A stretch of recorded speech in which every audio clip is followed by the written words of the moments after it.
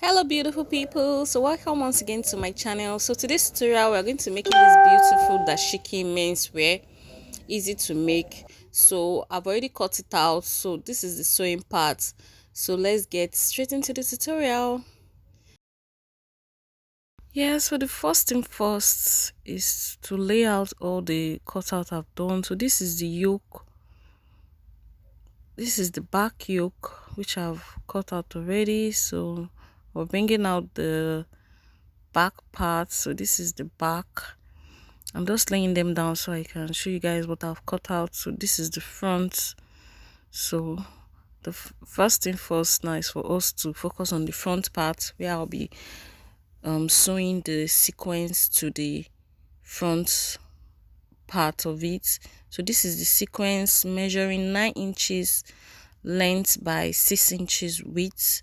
So I'll place it on the front bodies. So I'll be sewing it round. So first of all, I need to make sure it's aligned at the middle and it's straight, so I don't have like a curvy type of shape. So I'm just going to make sure it's straight, then I'll use a pin to secure it, to hold it firm when I'm sewing so it doesn't move or shake. So that's the essence of using the pin. So I'm going to secure it firmly, then take it to the sewing machine and sew it round, or sew it in a square shape. Just follow the shape of the sequin design.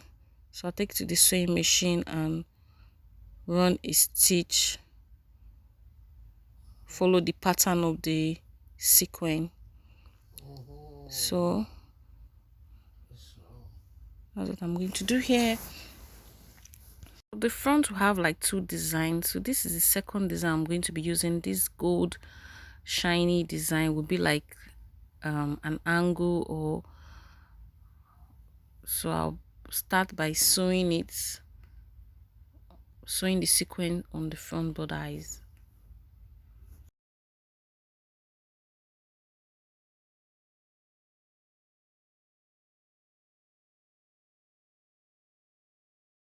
So after sewing, now is for us to place the front and the back parts together, plus the yoke. So I want the yoke to be well covered, sorry, the shoulder part to be covered.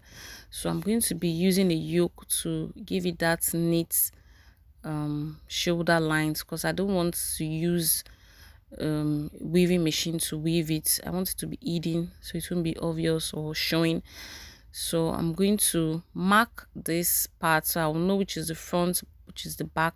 So this is the front part of the right side of the front. So this is the back. So I'll indicate it by marking an X to show that is the back and the front.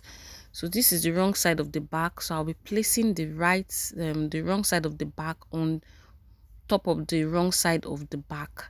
The wrong side of the back facing the wrong side of the front. So I'll place the two together, as you can see me doing in the video. So I'll secure the shoulder part very firmly before placing the yoke on it. So the wrong side of the yoke will be facing up. So just follow what I'm doing in the video. So now you can see this is the yoke. So I'll place the yoke on the front and the back, but the wrong side of the yoke will be facing me, while the right side will be facing the right side of the front front part. So I'll be using the pin to secure this so I can run a stitch straight down. So I'll use a pin and secure it straight down, as you can see me doing. So I'll use a pin to hold the tray together so it doesn't move when I'm sewing. So I'll use a pin to secure it, then take it to the sewing machine and run a stitch only at the shoulder parts. Take note, do not sew the neckline yet, just sew only the shoulder line, as you can see me indicating with my hands. So let's go to the sewing machine. So after sewing, this is how it's going to look. So I'm going to spread it open so you guys can see how good it comes out. So You can see how neat it's looking. There's no any sign of joining. It has been covered. So this is me just spreading it on the floor so you can see how good it came out. So now I'm going to cover up that yoke. I'll be folding it by half an inch. So I'll fold it inside by half an inch and I'll run a stitch straight down to cover that. So the neck part, I'm going to pipe it with a bias tape after I'm done joining the yoke to the back part. So now this is the yoke, so I'm going to fold it by half an inch. So I'll fold it by half an inch like this, fold it, then run a stitch to secure that part straight down. So the next thing for us to do now, after doing the back yoke, is for us to cover the neck with a bias tape. So I'm going to be using the bias tape to do this. So I'll be very fast with this part because I'm very sure you guys know how to cover your neck using a bias tape.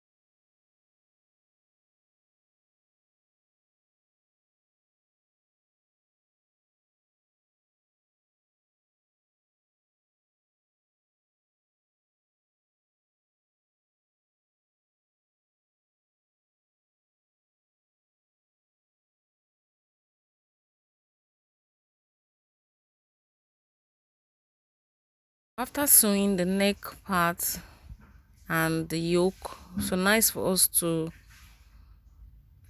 join the sides together. So I'm done adding the design to the front bodice, so I'm going to flip it over, then join the back and the front sides together. I'll be using 1 inch sewing allowance so I can weave the sides. So that's the essence of I am leaving 1 inches sewing allowance. Then at the end part too, I'm going to fold it by half an inch. So I'll take it to the sewing machine. So after taking it to the sewing machine, this is how it's going to look. So this is it on the mannequin. I'm done. So this is how the finished look will be looking like. So this is the picture. See how it came out, looking nice. So thank you guys. See you guys in the next tutorial. Bye.